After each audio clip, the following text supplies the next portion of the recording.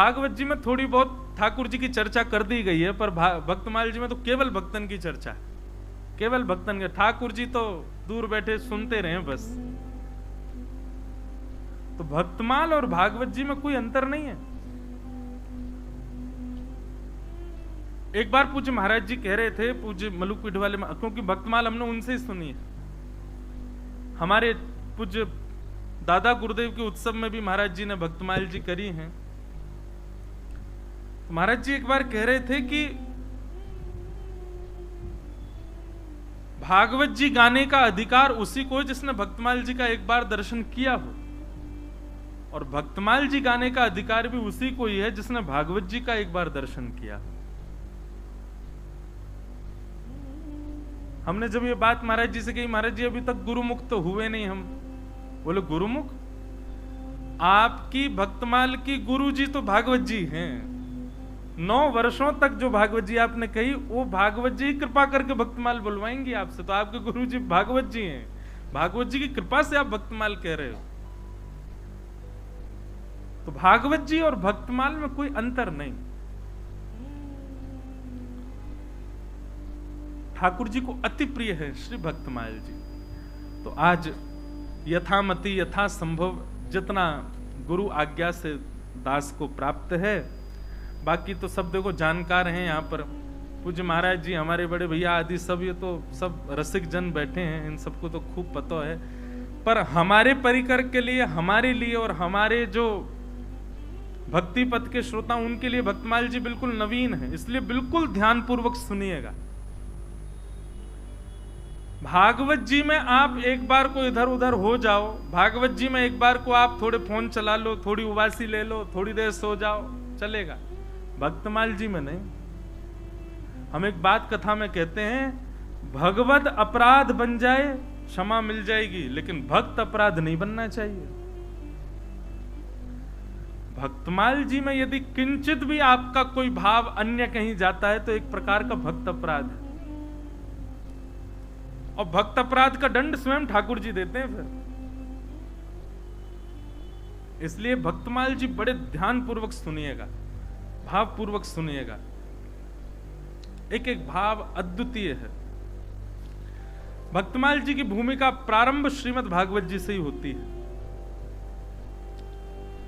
कि विभ्रद वेणुम जठर पटयो श्रांग वेत्रे च कच्छे वामे पाणे मृषण कवलम तत्फलम नांगुलीषु। कहां से शुरू होती? ठाकुर जी भागवत जी में छाक लीला कर रहे हैं। कौन सी लीला? जोर तो बोलो। छाक लीला किसको कहते हैं?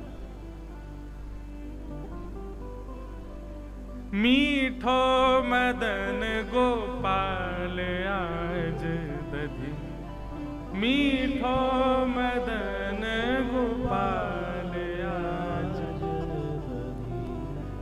गाते हैं, मीठो मदन गोपाल आज दधि, मीठो मदन गोपाल आज दधि। ऐसो दही हम कबहु न चाखो, ऐसो दही हम कबहु न चाखो, ऐसो दही हम कबहु न चाखो, ऐसो दही हम कबहु न चाखो।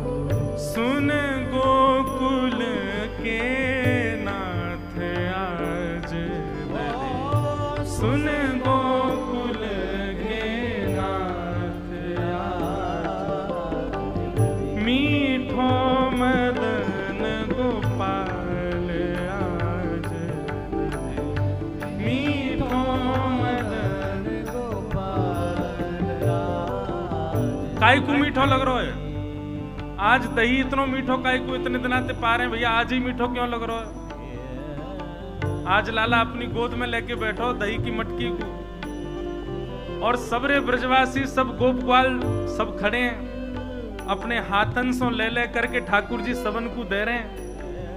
ध्यान पूर्वक सुनियो। हमारे पूज्य नाना जी बतायो करते, एक सखा दही लेके गयो।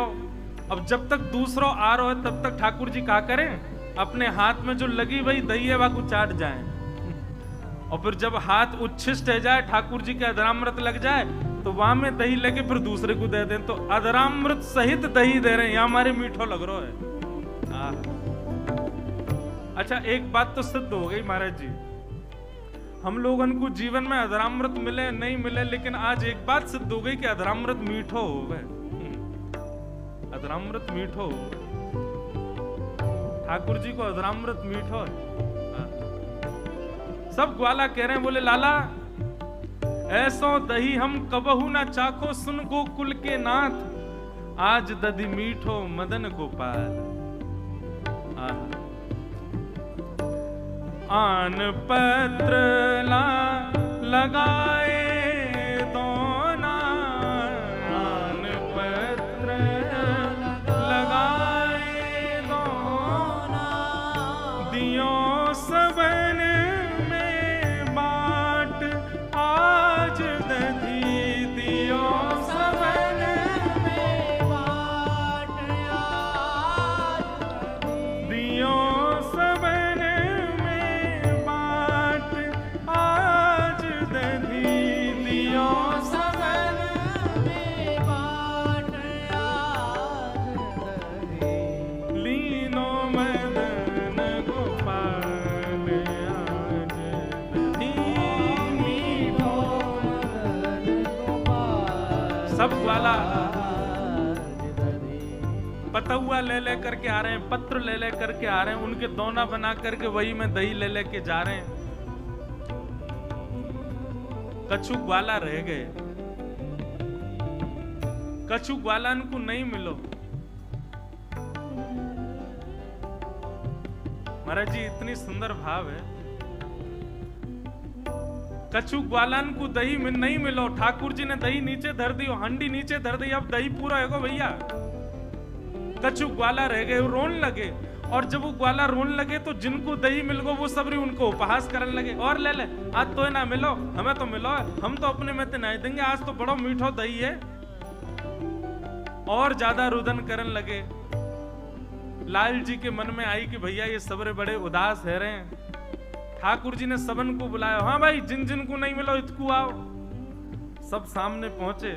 आहा, जिन नहीं पायो सुनो मेरे भैया, जिन नहीं पायो सुनो मेरे भैया, मेरी हथेली चाट आज दधी, मेरी हथेली चाट आज दधी। इसी पंक्ति ने भक्तमाल जी की रचना करवा दी। जिन नहीं पायो सुनो मेरे भैया, जिन नहीं पायो सुनो मेरे भैया, मेरी हथेली चाट आज दधी, मेरी हथेली चाट आज दधी, मीठो मदन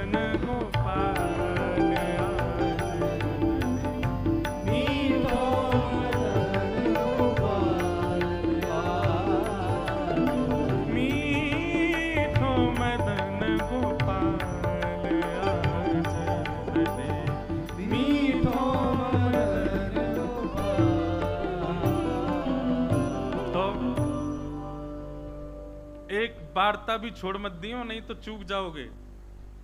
क्या लीला चल रही है? ठाकुर जी छाक लीला कर रहे हैं।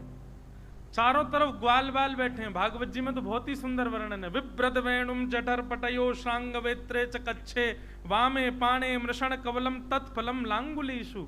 ठाकुर जी बीच में चटनी लेके, अपनी उंगलियों के बीच में अलग अलग अचार लेके, एक हाथ में रोटी गोल गोल घुमा के रोटी खामें, चटनी चाटें, फिर अचार चाटें, ऐसे ठाकुर जी हंस हंस के पारें। सब ग्वाला अपने अपने ठाकुर जी को घर से लाई भाई सामग्री पवा रहे हैं। वहीं पर परमानंद दास जी का ये भाव आया कि आज दधि मीठो मदन गोपाल, जो नहीं पायो सुनो मेरे भैया मेरी हथेली चाट। जिन जिन ग्वालन को नहीं मिलो है दही, इतकू आओ सबरे, अरे तू या अंगूठा को चाट ले, तू या उंगली को चाट ले, तू या को चाट ले, तू यहां चाट ले। हथेली के भी 3 भाग कर दियो, ए तू इतना ही चाटियो, तू यहां तक चाट ले, तू यहां चाट। अब बोर बोर के दही निकाल रहे तो यहां तक सन रहे हैं ठाकुर जी। अब सोचो ग्वाल बाल ठाकुर जी की जीभ अपनी जीभ निकाल के ठाकुर जी को हाथ चाट रहे हैं, ठाकुर जी ऐसे बैठे। क्या सुंदर छवि, कोई चित्रकार बनावे या कोई। ठाकुर जी हाथ दे के बैठे, सब ग्वाला चाट रहे हैं और ठाकुर जी गुदगुदी हरी, आनंद आ रहा, आहा कैसो बढ़िया लग रहा है।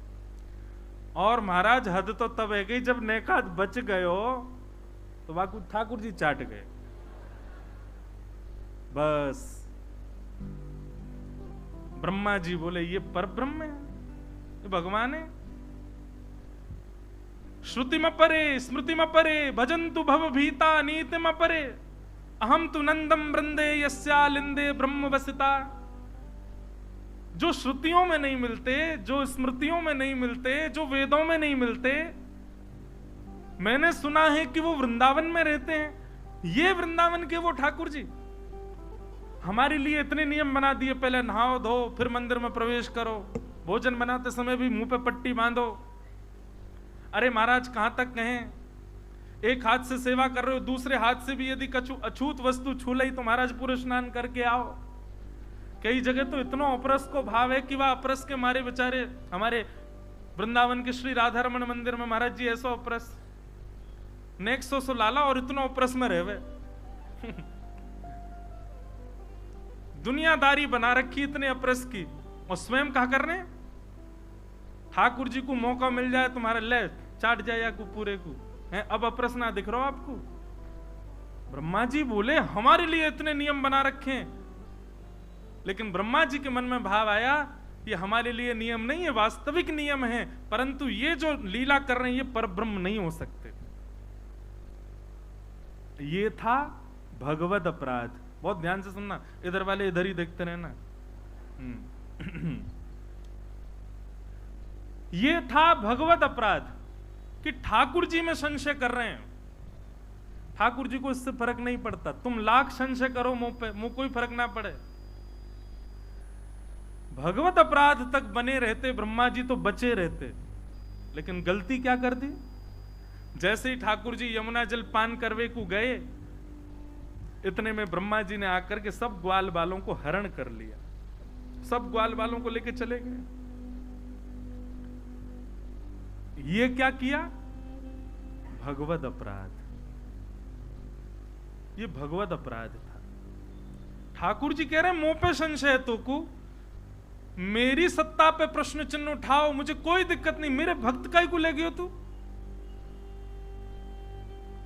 और जैसे ही भक्तों का हरण किया ब्रह्मा जी ने, बंधुओं वर्णन हमारे रसिक जन करते हैं कि ठाकुर जी इतनी लीला में डूब गए कि भूल जामे कि मैं परब्रह्म हूं।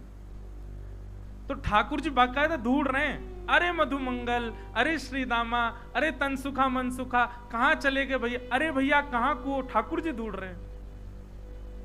ढूंढते ढूंढते घंटन बीत गए, जब नहीं मिले ठाकुर जी रोने लगे, एक बालक के भांति, जैसे बालक खो जाए ऐसे ठाकुर जी खो गए, मानो रोने लगे। तब ठाकुर जी को स्मृति, वृंदावन में ऐसी लीला है, ठाकुर जी को याद करना पड़ता है कि मैं परब्रह्म हूं, भूल जाते हैं बार बार। तब ठाकुर जी को याद आई परब्रह्म है, अपनी दिव्य दृष्टि से जैसे ही ढूंढे कहां है सब, तभी देखे ब्रह्म लोक में बंधी बना करके मूर्छावस्था में सब पड़े हैं।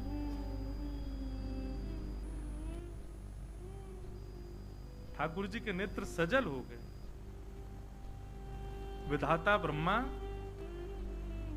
ये तूने क्या किया। हमारे वृंदावन में सौगंधी शिला पर खड़े होकर के ठाकुर जी कहते हैं, उस शिला का नाम ही सौगंधी शिला है, ब्रजवासी वल्लभ सदा मेरे जीवन प्राण, इनको ना ही बिसारी हूं मोह नंद बाबा की आन। इसलिए मैं अपनी कथा में बार बार जोर दे दे करके बोलता हूं, भैया ब्रजवासियों में कभी दोष मत देखना, चाहे लाख दोष हो उनमें, वैष्णवों में कभी दोष मत देखना, चाहे लाख दोष दिख जाएं आपको, दिख जाए ना, जैसे दिखा कि कोई दोष दिखा, तुरंत नेत्र बंद करके महाराज तुरंत क्षमा मांगने लगो। नहीं नहीं, ये भगवत रूप में भक्तमाल जी यही सिखाती हैं कि कभी भगवत अपराध ना बने, क्योंकि भगवत अपराध से ठाकुर जी को कितनी पीड़ा होती है। ब्रह्मा जी बंदी बना करके ले गए सब ग्वाल बालों को, फिर कथा तो सबको पता है कि भगवान ने अपने रूप से ही ग्वाल बाल प्रकट कर दिए, लीला करने लगे। ब्रह्मा जी एक दिन देखने आए कि देखूं तो सही अपने आप को परब्रह्म कहने वाले की हालत क्या हो रही है बिना ग्वाल बालों के। नीचे देखा तो वही सब ग्वाल बाल विचरण कर रहे थे। ब्रह्मा जी बोले डिट्टो कॉपी बनाने की सामर्थ्य तो मेरी भी नहीं है, डिट्टो कॉपी तो केवल परब्रह्म बना सकते as it is. Brahma ji जुड़वा बनाते हैं बालकों को, कई माताओं को जुड़वा सौभाग्य प्राप्त होते हैं, उनमें भी अंतर होता है। ब्रह्मा जी 2 कॉपी तो बना ही नहीं सकते, ये तो केवल ठाकुर जी की सामर्थ्य है। ब्रह्मा जी समझ गए, बोले मुझसे अपराध हो गया। महाराज विचार करने लगे क्या करूं, स्तुति गाऊं। तब सोचने लगे खाली हाथ गया तो दंड देंगे, ग्वाल बालों को तो ले आऊं। ग्वाल बाल लेने के लिए ब्रह्मलोक गए तो भगवान ब्रह्मा जी से पहले ब्रह्मलोक चले गए और ब्रह्मा जी बन करके गए और जाकर के द्वारपालों से कह दिया आजकल बहुत बेलूपिया घूम रहे हैं, हम जैसा कोई और दिखे तो मार पीट के भगा देना। ठाकुर जी से पंगा अच्छा एक बात सुनो, ठाकुर जी तो पंगा फिर भी ले लियो, भक्तन ते कछु मत कह दियो। 7 दिन इसको सूत्र मान करके चलिएगा।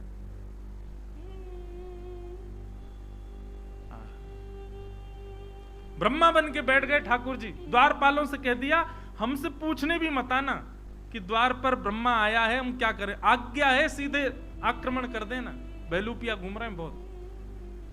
जैसे ही ब्रह्मा जी पहुंचे द्वारपालों ने तो लिए महाराज पीछे भागे।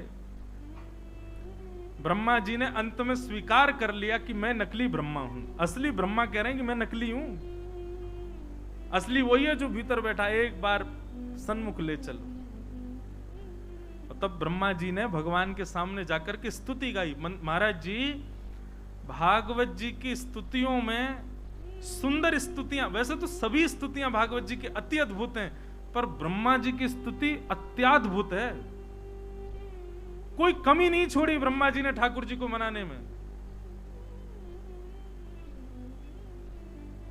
ठाकुर जी को खूब मनाया। हे नाथ आप कृपा करो। ब्रह्मा जी की स्तुति का प्रथम श्लोक किसी को स्मृति में है? नो मिड्यते भ्रवपुषे टडिदम बराय, इसीलिए सामने बैठाया आप लोगों को। गुंजावतम सपरिपीच्छल सन्मुखाय वन्यस्त्रजे कमलवेत्र विशाल वेणु लक्ष्मश्रिये मृदुपदे पशुपांकजाय। ब्रह्मा जी की स्तुति का पहला श्लोक। अब तो खूब महाराज रिझा रहे हैं ठाकुर जी को, खूब बढ़िया बढ़िया स्तुति के शब्दावली लच्छेदार वाणी से ठाकुर जी को रिझा रहे हैं। ठाकुर जी ने नहीं ब्रह्मा जी को देखा भी, उदास चित्त से ठाकुर जी बैठे हैं केवल क्रोध में भर करके। और ब्रह्मा जी ने जब स्तुति गाली पूर्ण कर दी, अंत में पुष्प अर्पित कर दिए, तो ठाकुर जी उठ करके वहां से चले गए। बंधुओं ये सबसे बड़ा कष्टदायी है। हम जिससे प्रेम करें, हम जिसके लिए पूर्ण समर्पित हैं, वो इतना नाराज हो जाए, भाई उदास हो जाए, गुस्सा हो जाए, चिल्ला ले, मारपीट ले, यहां तक ठीक है, पर नाराज होकर बात ही ना करे, मुंह फेर के चला जाए, इससे बड़ा कष्ट और कुछ नहीं हो सकता। इसलिए ठाकुर जी से कहते हैं और तो रूठें भले रूठें, तुम जन रूठो मालाधारी। हे गोविंद देव जी, नित्य प्रार्थना ठाकुर जी से यही करो, पूरा विश्व मुझसे रूठ जाए, आप कभी रूठना मत। चाहे जीवन में मेरे कितने आर्त आ जाएं, चाहे मैं कितना भी गलत कर लूं नाथ, और आप ना रूठो, इसके लिए ये करना कि मुझसे कभी कुछ गलत करवाना मत, वो मत करवाना जिससे आप रूठ जाओ। हम पे और प्रार्थनाओं के लिए समय कैसे मिल जाता है ठाकुर जी से? यही कर लो कि नाथ कभी रूठना नहीं।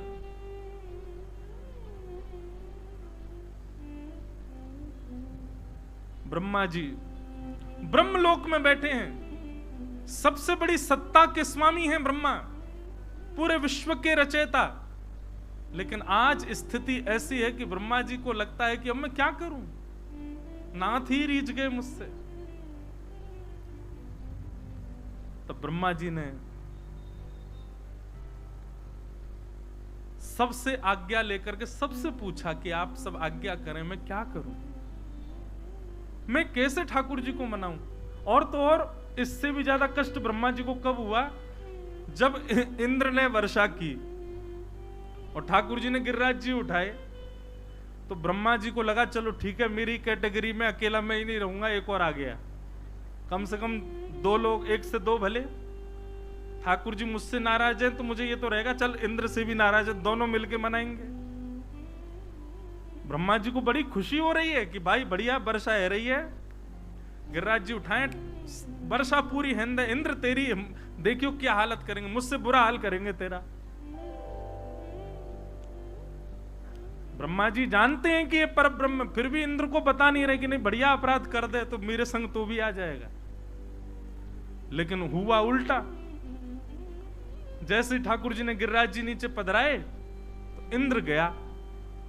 इंद्र ने जाकर के पिता गुरुस्तम जगताम अधीशो, आप मेरे पिता हो, आप मेरे गुरु हो नाथ, आप मुझे दंड देने के पूरे अधिकारी हो, आप जो दंड देंगे मुझे स्वीकार है। मेरी इंद्र की पदवी छीन लो, मुझसे ये छीन लो, आदि आदि, जो आप जो दंड देंगे मुझे स्वीकार है। ब्रह्मा जी बड़े प्रसन्न कि हाँ बस अब देखना इसको दंड मिलेगा। ठाकुर जी ने इंद्र को बुलाया, अपने हृदय से लगा, कोई बात नहीं बेटा, कोई बात नहीं बच्चा राम, आगे से अभिमान मत करना, अपनी सत्ता में रहो, अभिमान मत करना, कोई बात नहीं, जाओ अपनी पदवी संभालो। ब्रह्मा जी तो अब रोने लगे, मैं इतना बड़ा अपराधी। ठाकुर जी से कहा, बोले नाथ आपने इंद्र को क्षमा कर दिया और मेरा अपराध इतना बड़ा कि आप मुझे क्षमा नहीं कर रहे। तो भगवान कहते हैं, बोले इंद्र की करनी से सब मेरे समीप आए और तेरी करनी से वैष्णव मुझसे दूर हो गए। मुझे वो क्रिया प्रिय नहीं जिससे वैष्णव मुझसे दूर हो जाए। ब्रह्मा जी बोले अब आज्ञा करो नाथ, मैं क्या करूं? बोले जिन भक्तों का अपराध किया है ऐसे ही असंख्य भक्तों का स्मरण करके उन सबको प्रणाम करोगे तब तुम्हारा अपराध निवृत्त होगा। इसको क्या कहते हैं महाराज जी? दंड उत्सव। क्या कहते हैं? मैं कथा में बताया करता हूं, आज नाम जप में मन लगा, कल नहीं लगा है अगर, तो निश्चित समझ जाइएगा कि आपने किसी वैष्णव का अपराध किया है। आज गोविंद देव जी प्रिय लगे लेकिन कल प्रिय ना लग के वैसे ही लगे जैसे कल लग रहे थे, तो निश्चित वैष्णव अपराध बना है। वैष्णव अपराध हम पर नहीं है, इसका प्रमाण क्या है? ठाकुर जी नित्य नवीन लगने लगे, कथा में नित्य नूतन प्रिय लगने लगे, भगवत सेवा में नित्य नवीनता का अनुभव हो, नाम जप में नित्य नूतनता का अनुभव हो, नित्य प्रेम वर्धमान हो, तब समझो कि आप वैष्णव अपराध से विमुक्त हो।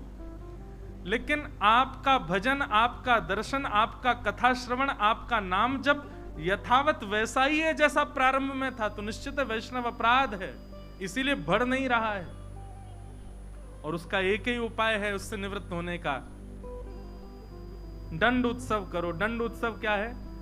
नेत्रों के सामने जो वैष्णव आ जाए उससे क्षमा मांगो, हमें क्षमा कर।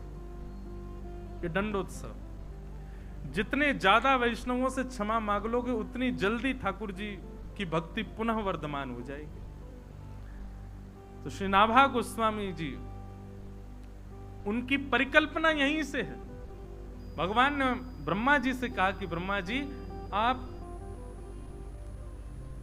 भक्तों की चरण सेवा करो, भक्तों की शीत प्रसादी खाओ, भक्तों का यश गाओ। मेरा यश गाने का काम नहीं है, वे तो व्यास जी ने खूब गा दिया। आप मेरे भक्तों का यश गाओ और खूब भाव से गाओ, जितना मति में आ सके उतना गाओ, तब आपका भगवत अपराध पूर्ण होगा। तब वही ब्रह्मा जी महाराज पृथ्वी पर श्री नाभा गोस्वामी जी के रूप में प्रकट हुए। गोस्वामी श्री नाभा जी महाराज की जय।